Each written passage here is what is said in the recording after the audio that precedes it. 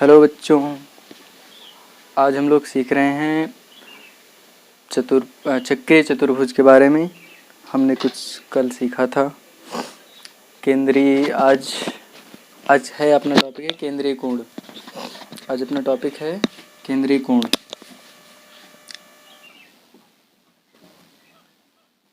केंद्रीय कोण, केंद्रीय कोण किसको कहते हैं? ऐसा कोण जो कि जिसका शीर्ष वृत्त के केंद्र पर हो। यानी कि अगर कोई कोण हम बनाते हैं, मान लीजिए कोई कोण बना, ये कोई कोण है, तो इसको बोलते हैं कोण का शीर्ष है। यह है कोण का शीर्ष। और अगर ये कोई वृत्त है और ये रहा वृत्त का केंद्र, अब वृत्त के केंद्र से आप ये कोई कोण बना रहे हैं तो इसको कहेंगे केंद्रीय कोण। ठीक है। केंद्रीय कोण को बनाने वाले दोनों किरणें, यानी इनको किरण बोलते हैं। ये रेखाएं नहीं हैं, ये किरण हैं। किरण एक बिंदु से उत्पन्न होकर एक ही दिशा में अनंत तक जाती है। यानी इन दोनों, ये किरण और एक ये किरण, इन दोनों किरणों के बीच बनने वाले कोण को बोलते हैं केंद्रीय कोण। और केंद्रीय कोण जो दोनों किरणें होती हैं, ये वृत्त को अलग अलग बिंदुओं पर काटती हैं। इन बिंदुओं को मिलाएं तो ये बनी, इसको बोलते हैं जीवा। अगर ये इसका नाम ए है, इसका नाम बी है, तो ए बी है एक जीवा। ए बी एक जीवा है। ओके। यानी कि अगर हम वृत्त में इस तरह से एक रहा वृत्त, इसका रहा केंद्र, और इन दोनों को मिलाएं और इसका नाम हो जाए पी तथा क्यू, और ये है ओ, तो जो ये कोण बना इसको बोलेंगे केंद्रीय कोण। और पी क्यू है वृत्त की जीवा। अब भाई साहब, वृत्त की जीवा होती है वो वृत्त, अगर ये वृत्त की जीवा है तो ये वृत्त के केंद्र पर एक कोण अंतरित कर रही है। यानी कि अगर हम कोई दूसरा वृत्त बनाएं और ये बनाएं तो इसका नाम ओ पी क्यू, ये क्या है? वृत्त का केंद्रीय कोण। केंद्रीय कोण का अगर नाम लिखा जाए तो होगा कोण इस तरफ से P O Q. P O Q वो शीर्ष होता है, वो जो अक्षर बीच में लिखा जाता है उसको वो कोण का शीर्ष होता है। तो ये हो गया वृत्त का केंद्रीय कोण। अब आ जाओ, समान जीवाएं वृत्त के कोण पर समान केंद्र आंतर। ये रहा वृत्त, ये केंद्रीय कोण है। चूंकि अगर ये देखें तो ये भुजा, त्रिभुज में देखें तो ये भुजा इस भुजा के बराबर होगी। यानी कि ओ पी बराबर होगी ओ क्यू के। क्यों बराबर होगी? क्योंकि ये भाई साहब है वृत्त, और ओ पी वृत्त की त्रिज्या है, ओ क्यू वृत्त की त्रिज्या है, तो वृत्त की त्रिज्याएं आपस में बराबर होती हैं, इसलिए ओ पी बराबर होगा ओ क्यू के। अगर ओ पी बराबर होगा ओ क्यू के, तब यानी कि ये कोण और ये कोण आपस में बराबर होंगे। यानी कि अगर ये एक्स अंश है तो ये भी एक्स अंश होगा। This is theta. ठीक है। ओके। अगर एक वृत्त में दो समान जीवाएं हैं तो उनके सामने के कोण भी आपस में बराबर होंगे। यानी ये नियम है कि वृत्त की समान जीवाएं वृत्त के केंद्र पर समान कोण आंतरित करती हैं। वृत्त की समान जीवाएं वृत्त के कोण पर समान केंद्र आंतरित करती हैं। ओके। अगर हम कहें, अपना नियम था कि वृत्त की समान जीवाएं वृत्त के केंद्र पर समान कोण आंतरित करते हैं। देखो ये रहा अपना वृत्त, और एक जीवा इसका नाम है ए बी, दूसरी जीवा अगर यहाँ से खींच दे पी क्यू, ये दो जीवाएं हैं। ये रहा केंद्र।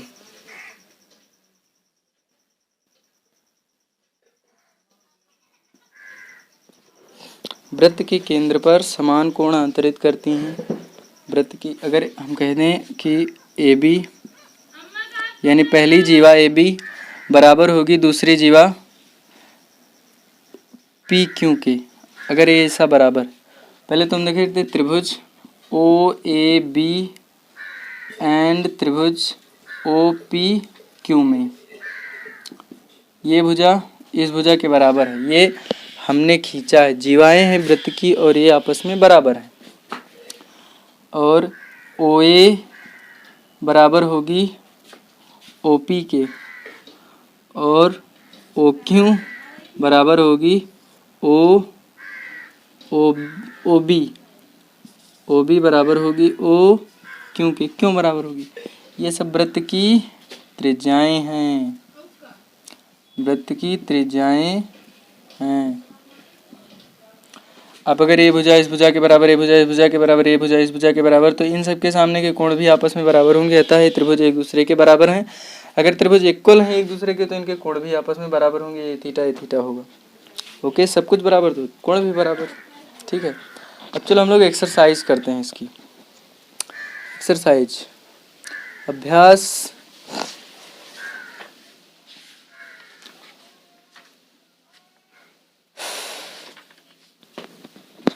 13B।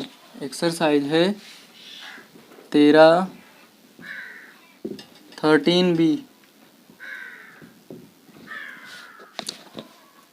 वृत्त में समान त्रिज्याएं वृत्त के केंद्र पर समान कोण अंतरित करती हैं। ठीक है, चलो देखते हैं भैया। पहला प्रश्न, पहला प्रश्न है कि ओ वृत्त का केंद्र है।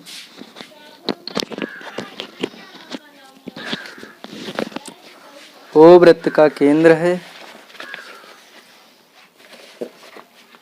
ए रहा एक वृत्त बना है, ओ वृत्त का केंद्र है, इसका नाम है ए बी।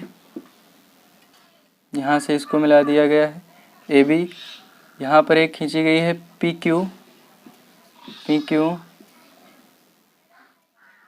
और यहाँ से एक लाइन खींची गई है सी डी।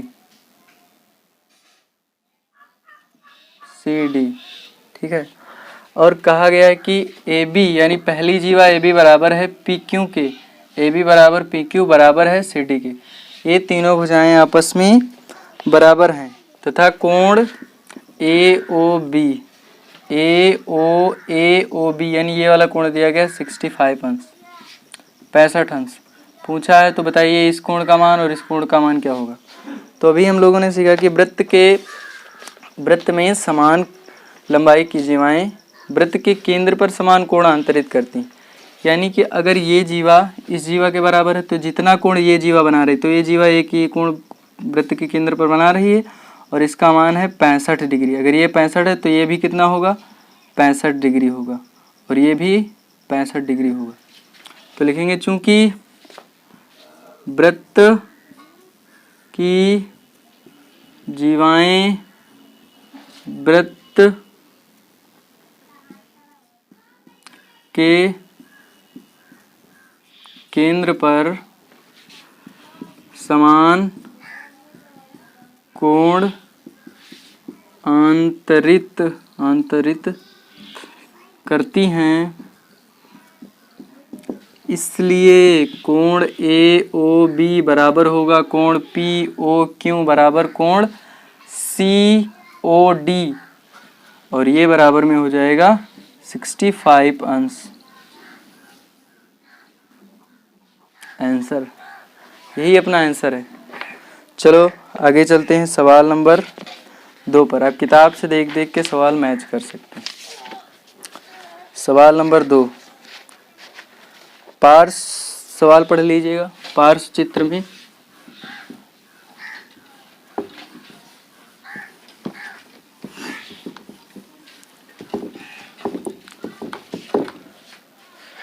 सवाल है कि एक चित्र बना है इस तरह से और पार्श चित्र में ये ओ वृत्त का केंद्र है, एक जीवा इस तरफ खींची गई है, नाम है इसका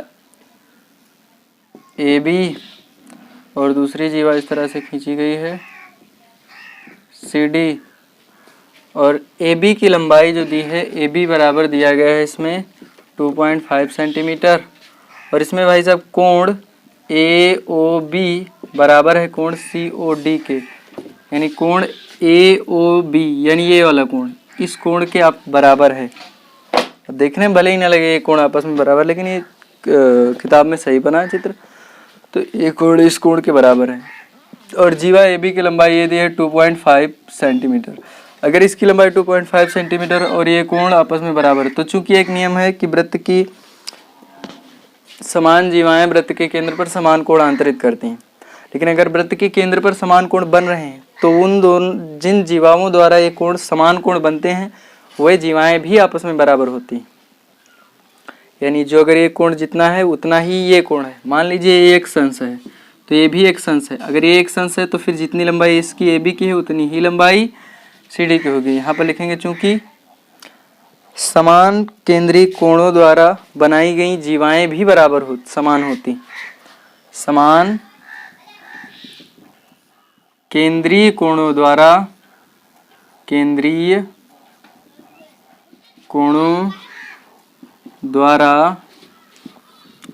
बनाई गई जीवाएं भी आपस में बराबर होती हैं। अगर ये आपस में बराबर होंगी इसलिए चूंकि ये कोण बराबर इसलिए ए बी बराबर होगा सी डी के, इसलिए सी डी बराबर सी डी बराबर में आ जाएगा 2.5 centimetre. This is our answer. Okay done, समझ आया होगा। अब चलो हम तीसरे सवाल की बात करते हैं। इसको नोट कर लिया करो, ये नियम जरूर याद रखो, बस इसी से सवाल लगने। ओके, पॉज करके नोट कर लिया करो या फिर स्क्रीनशॉट ले लिया करो।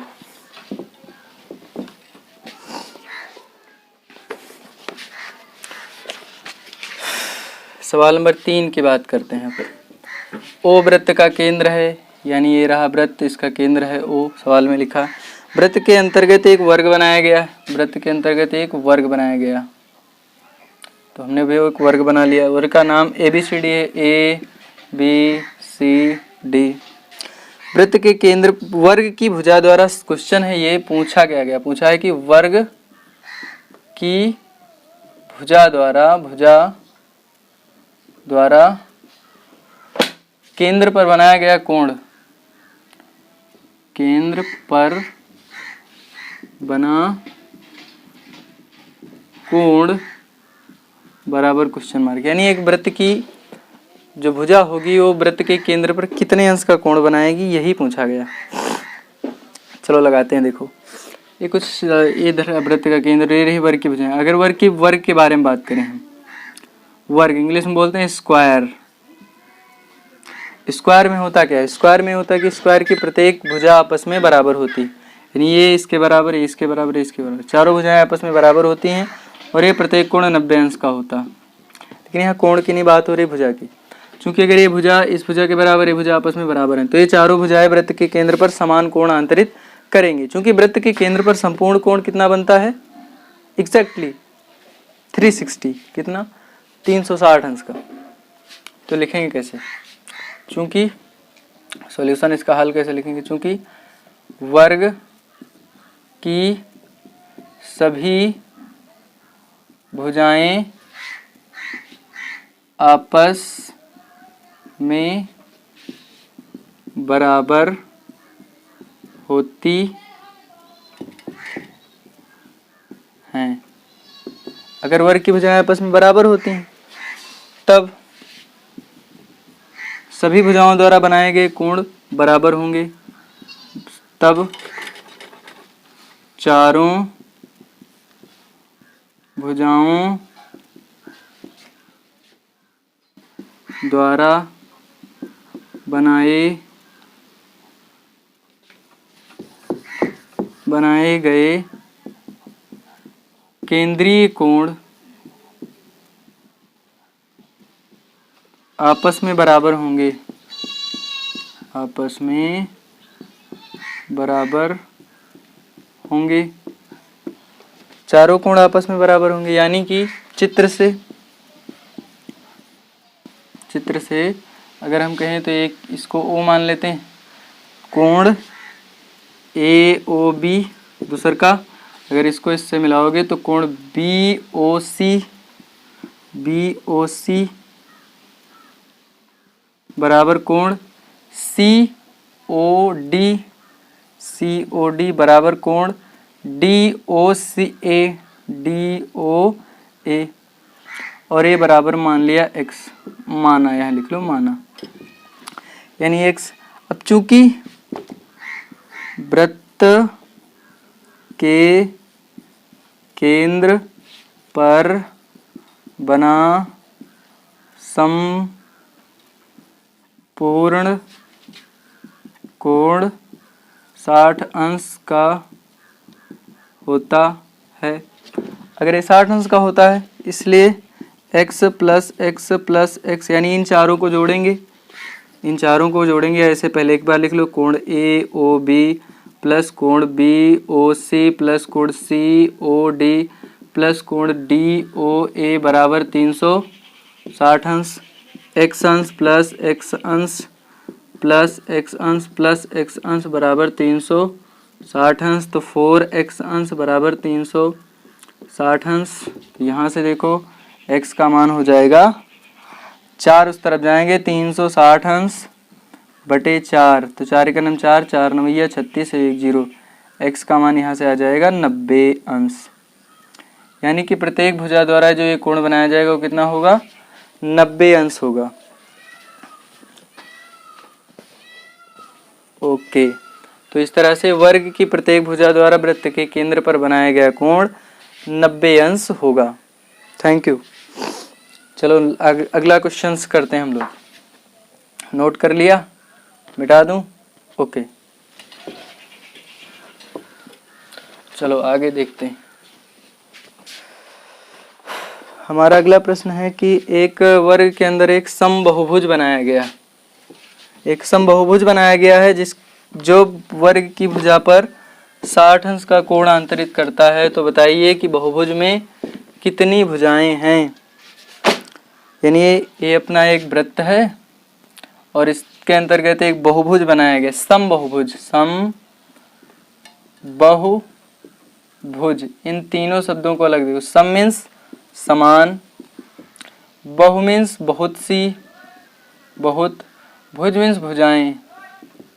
यानी एक ऐसा बहुभुज, एक ऐसी आकृति है जिसकी प्रत्येक भुजा समान है और कई भुजाएं हैं, लेकिन हमको यही नहीं पता कितनी भुजाएं। लेकिन ये वृत्त के केंद्र पर कितने अंश का कोण बना रहा है, 60 अंश का कोण बना रहा है। चूंकि तो लिखेंगे माना सम बहुभुज में भुजाएं बराबर n। मान लिया n भुजाएं। अगर n भुजाएं हैं और भुजाओं की संख्या n भुजाएं हैं और प्रत्येक भुजा की लंबाई बराबर है।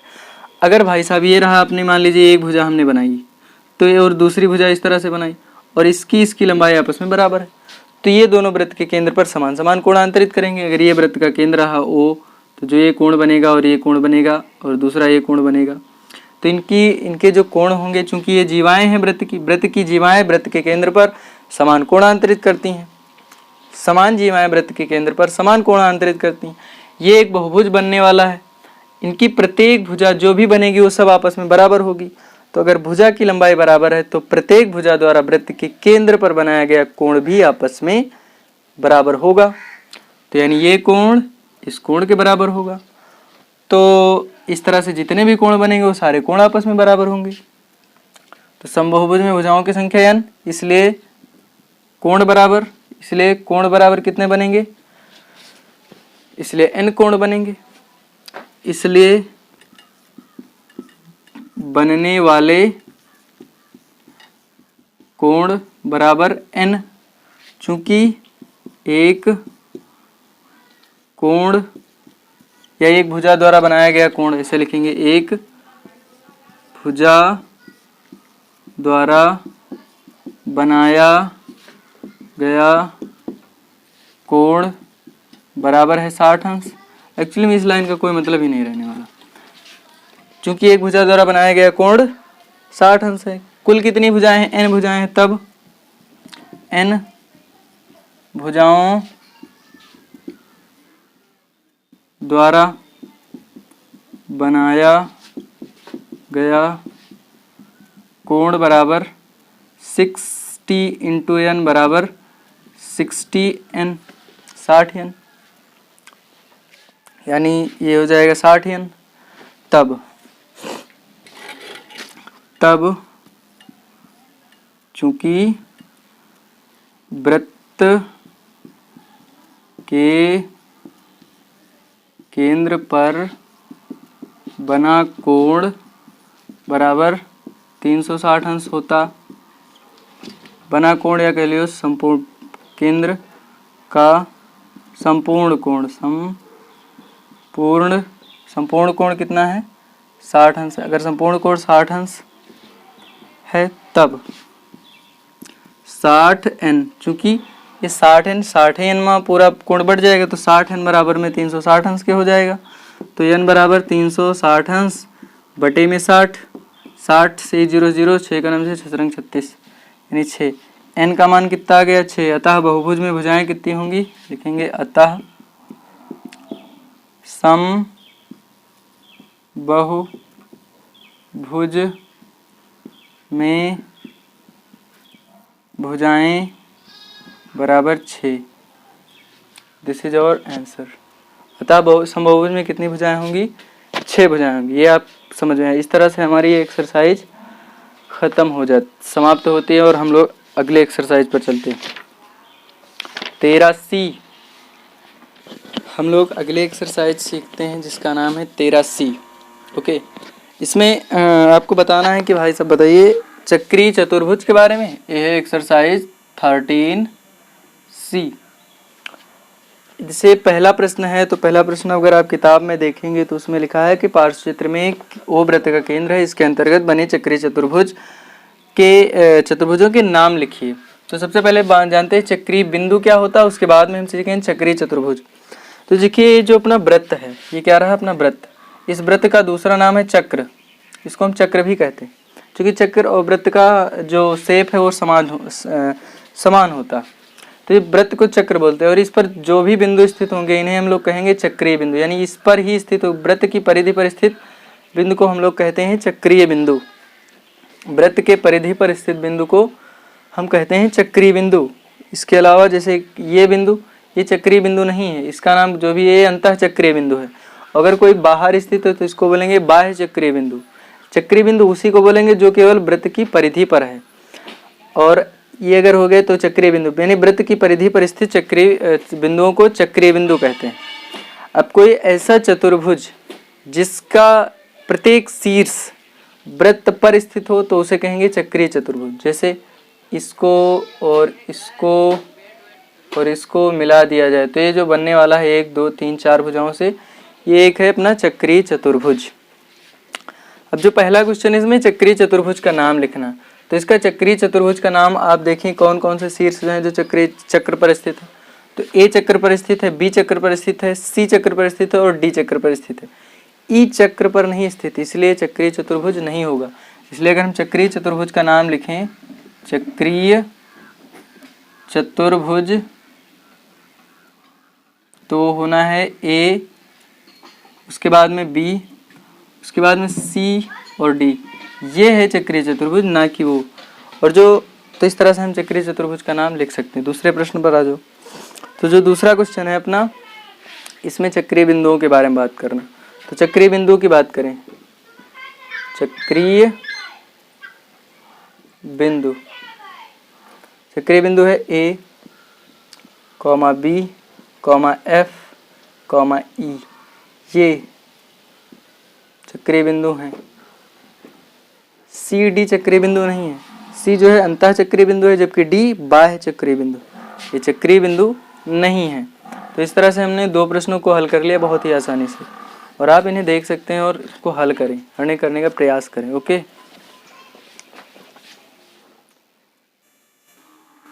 क्वेश्चन वाले ने कहा कि ABCD एक चक्रीय चतुर्भुज है और कोण ए तथा कोण बी के सम्मुख कोणों का नाम लिखना है। यानी कि कोण ए के सम्मुख कोण और बी के सम्मुख कोण बताइए। तो सम्मुख मीन्स होता है सामने। जैसे अगर बोल दिया जाए ये कोई चतुर्भुज बना हुआ है ABCD, तो कोण ए के सामने कौन सा कोण है? कोण ए के सामने ये इस रहा सामने, इस तरफ है C, और इसके सामने ये रहा सामने, इसके रहा B। वो भाई साहब कोण ए के सामने कोण सी और कोण बी के सामने जो है कोण डी है। तो इसी तरह यहाँ से कोण ए के सामने कोण सी है और कोण बी के सामने कोण डी है। दिस रहा अपना आंसर, काम खत्म। अब सवाल नंबर 4 में थोड़ा सा लंबा है, उसको हम लोग लिख कर कोशिश करते हैं लगाने की।